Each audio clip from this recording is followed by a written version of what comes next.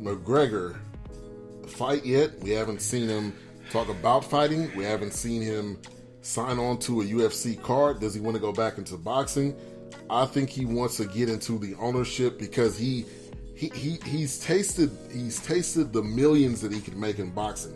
He was horrible at it, but he tasted that money. So does he want to go down that path now, or does he want to go back to UFC?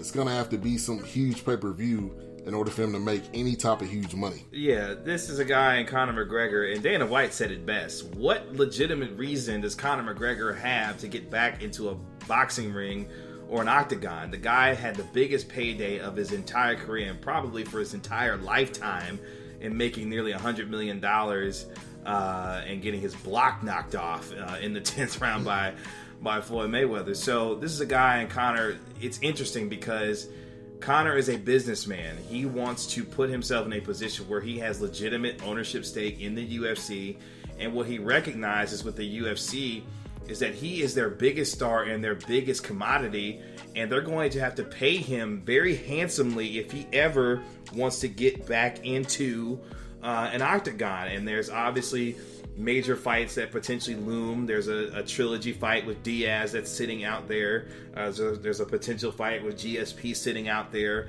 There's contemplation of him potentially moving up all the way up to welterweight to potentially have a super fight with a guy in Tyron Woodley, who's the current kingpin at 170 in the UFC. So there's fights that are out there, but how do you pay a guy and Conor McGregor what he's actually worth, coming back from the fact that he made the millions upon millions of dollars that he made in fighting Floyd Mayweather? So it's interesting because when you look at Conor McGregor as a pay-per-view draw, folks want to fight on Conor McGregor's cards because they know they're going to make a lot of money, because now he is an attraction worthy of being on a card with Conor McGregor. So going into 2018, Dana White, WME-IMG, the company that owns the UFC, are really going to have to decide how are they going to return Conor McGregor back to the octagon, and what will be enough to entice him, because it's not necessarily about championships anymore, because he's been a two-time UFC champion in the lightweight and featherweight division.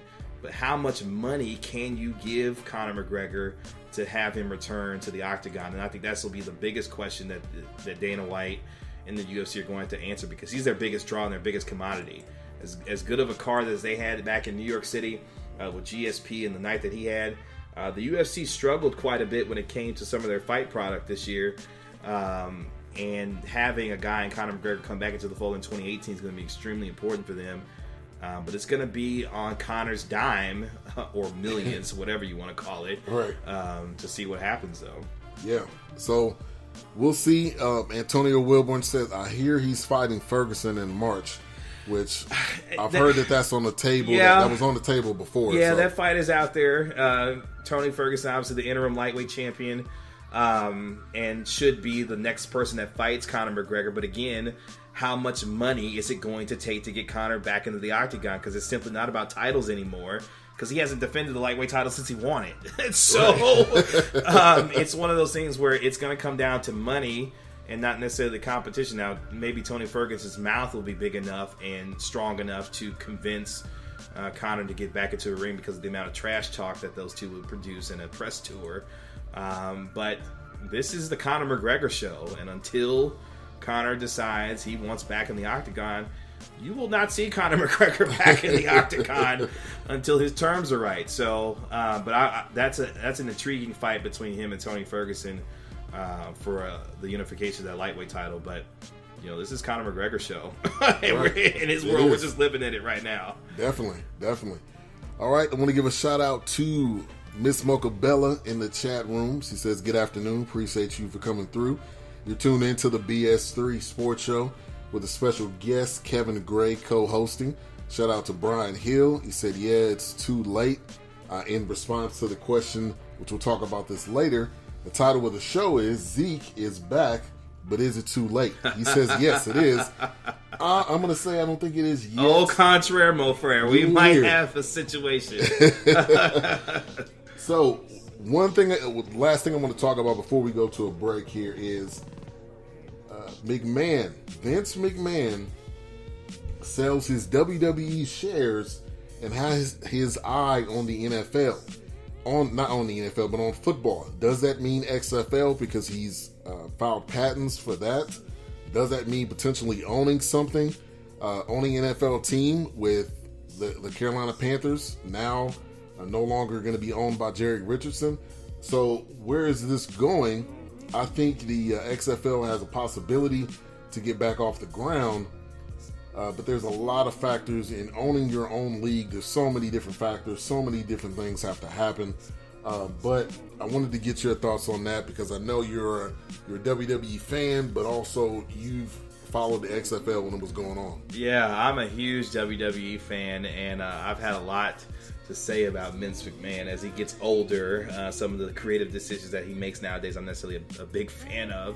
But one of the things was the XFL obviously lasted for one season.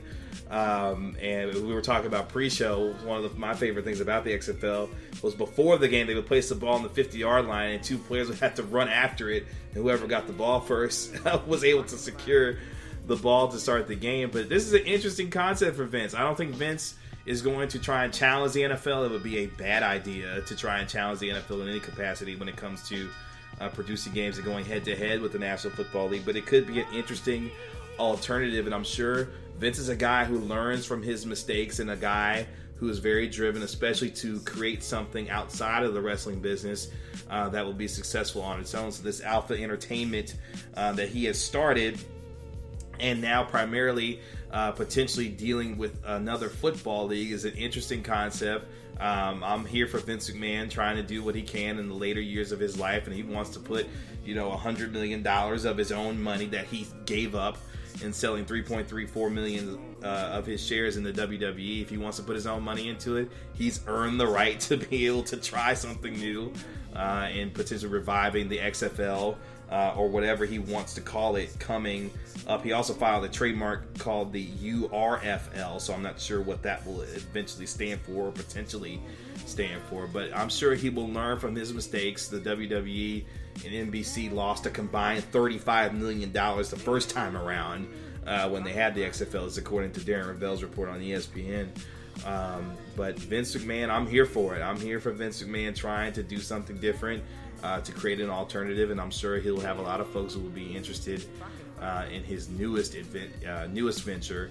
But if you remember the XFL, some of the personalities, He Hate Me, Rod Smart, Tommy Maddox, who actually revived his NFL career based on the one season that he had in the XFL. This is a guy who actually played really well, won the championship for the XFL for the Los Angeles franchise. I can't remember the exact name of that Los Angeles franchise way back when, but he was able to catch on with the Steelers after that. Yeah, Las Vegas Outlaws. That's right. Was the name. Yeah, the Las Vegas Outlaws, and the LA team that Tommy Maddox played for, he was able to win a championship, won MVP in that game, and wound up catching on with the Steelers for a couple of years. So, it produced some entertaining quality on the television screen at the very least. Not necessarily the quality of football was all that good, but you never know. We'll see what Vince McMahon has up his sleeve. I'm sure he is thinking and planning and plotting, because he definitely wants to get back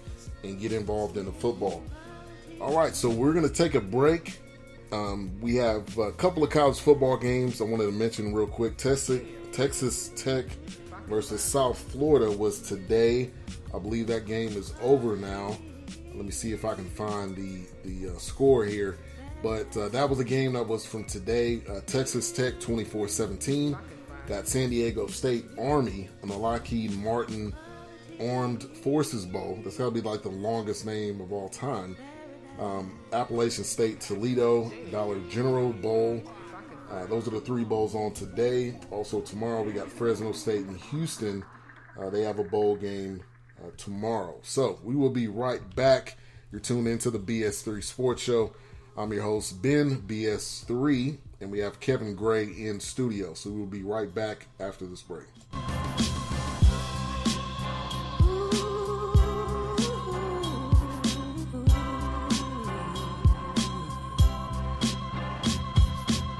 The Jones Experience Grooming Studio. The look, the feel, the lifestyle. This is not your average or typical barbershop or hair salon.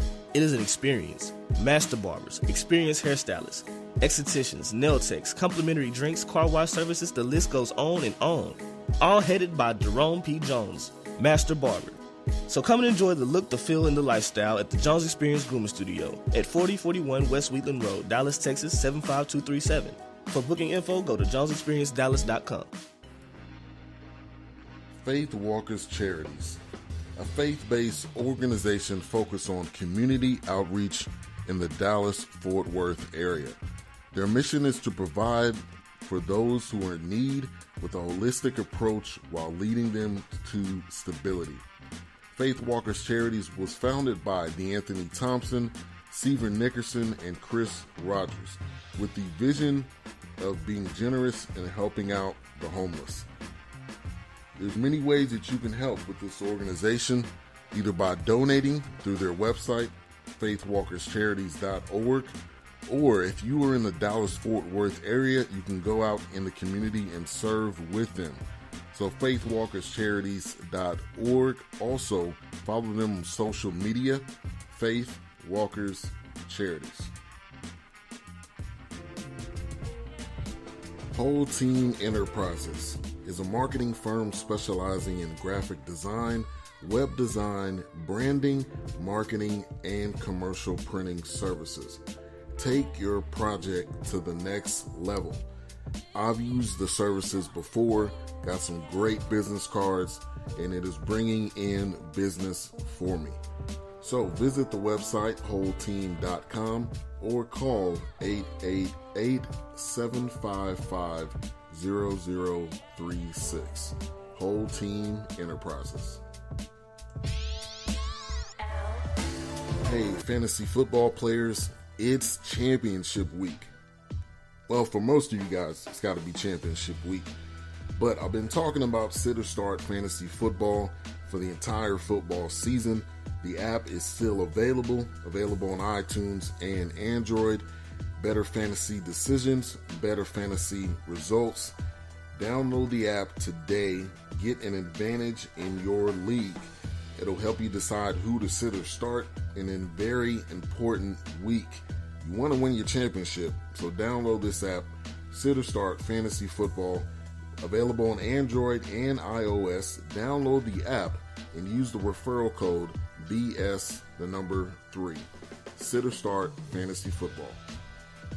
Today's show is sponsored by Ivan Dawkins of ENVIROCLEAN Systems, somebody that I know very well. I've had a long-lasting relationship with him, and I've served side by side with him for quite some time. I can personally attest to his character and integrity, and it is with no hesitation at all that I would recommend ENVIROCLEAN Systems for residential or commercial water damage, such as water heater leak cleanup and dry out, sewage cleanup and removal, or AC leak cleanup and removal, to name a few. They also do air duct cleaning, carpet cleaning, upholstery cleaning, as well as area rug cleaning. They have 24/7 emergency response. Please give them a call today, 972-644-9500. This is a great organization. They have my respect and support. Give them yours as well. Once again, Ivan Dawkins of ENVIROCLEAN Systems. Give them a call at 972-644-9500.